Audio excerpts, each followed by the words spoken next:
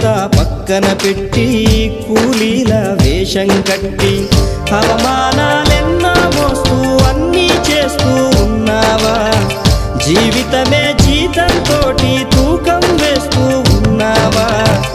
ఎండమావి నీళ్ళ కోసం ఎడారిలోన వెదికావా? ముళ్ళదారిలోన నువ్వు గాయమయ్యి నిలిచావా?